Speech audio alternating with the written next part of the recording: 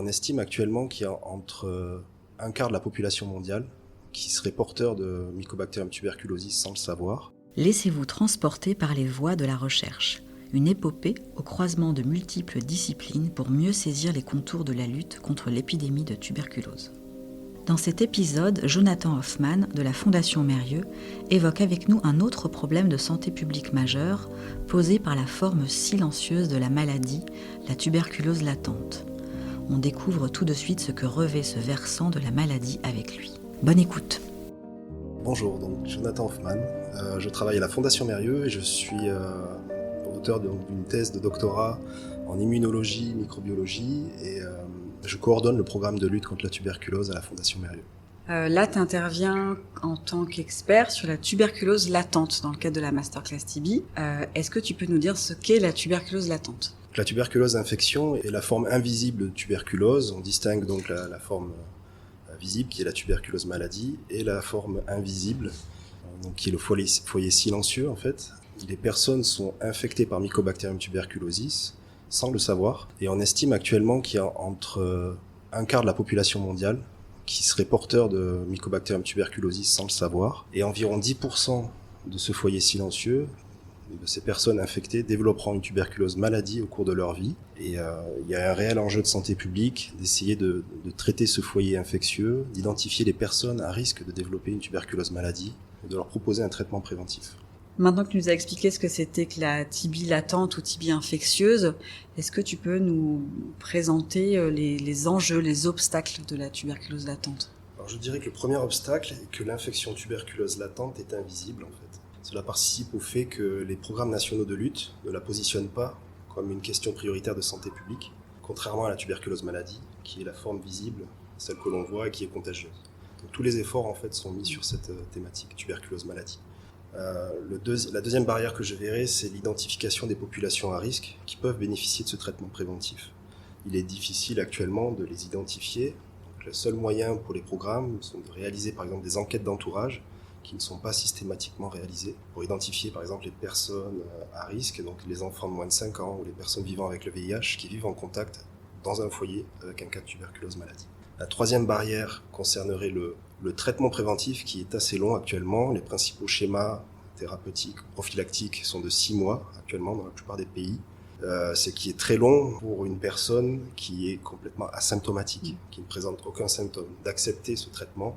C'est d'ailleurs le problème qu'on rencontre, c'est la faible acceptance de ce traitement préventif parce qu'il est long. La recherche nous permettra d'aller plus loin, d'avoir des traitements plus courts. Il y a d'ailleurs des traitements de 3 mois qui sont à l'étude, voire de 1 mois, qui nous permettront de lutter efficacement contre la tuberculose.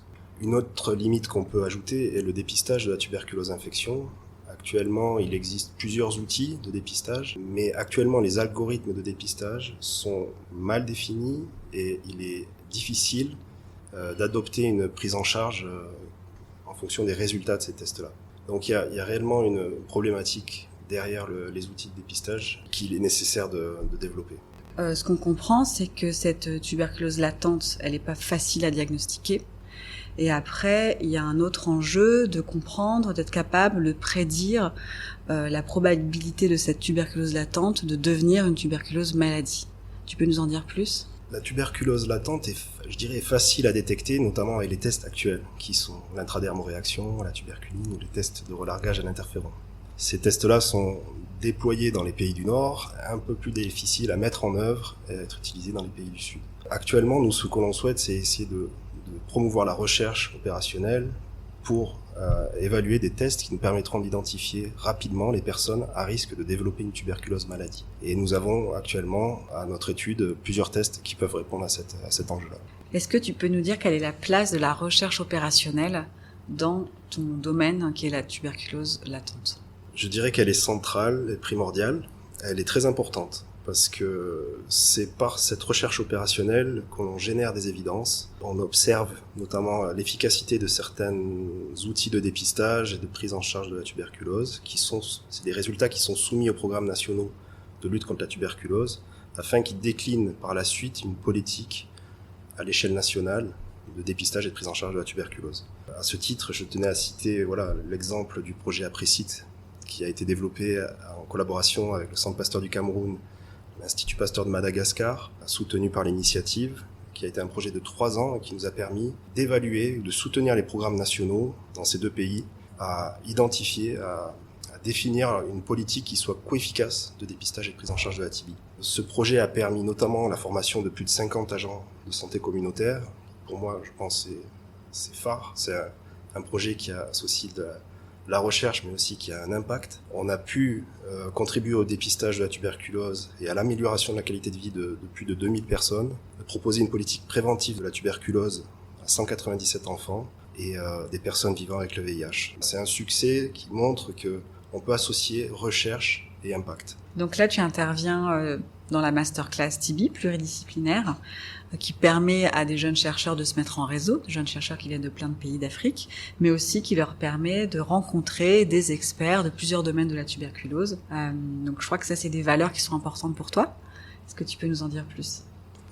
Tout à fait, donc c'est très important, le travail en réseau, et notamment dans la tuberculose. C'est une maladie qui pourra être éradiquée par une approche multidisciplinaire. C'est important de partager les connaissances avec différentes expertises. Donc là, ce qui est bien à la masterclass, c'est qu'on est en présence de cliniciens, de scientifiques, qu'ils soient immunologistes, microbiologistes, des anthropologues. On a également des interventions en économie de la santé, l'éthique dans la recherche, des acteurs de la communauté qui sont tous importants pour lutter efficacement contre la TB. Ça nous permet donc de renforcer les capacités à la fois de recherche par ce réseau, et c'est quelque chose qui nous est cher à la Fondation Mérieux, le partage de connaissances, le renforcement des capacités de recherche.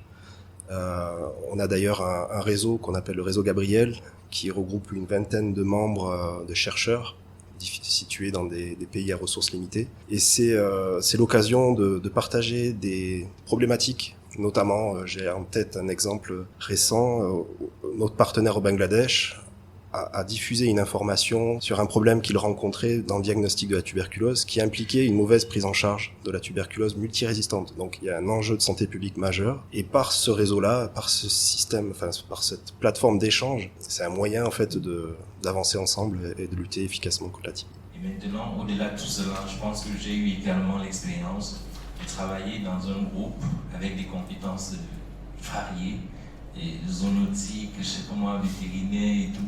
Mais il fallait arriver à trouver un consensus sur ce que vous allez faire. Et donc s'organiser comme ça, de respecter les points de vue des gens, de prendre en compte un certain nombre de choses. C'est des expériences qui montrent déjà ce vers quoi on va attendre dans le cadre des projets collaboratifs. Donc pour moi, c'était vraiment une expérience réelle et je vous remercie vraiment pour cette opportunité. Donc là, dans le cadre de la masterclass, tu es face à des jeunes chercheurs, face à la relève des jeunes chercheurs. Selon toi, comment est-ce qu'on pourrait d'autant plus dynamiser cette nouvelle génération de chercheurs ?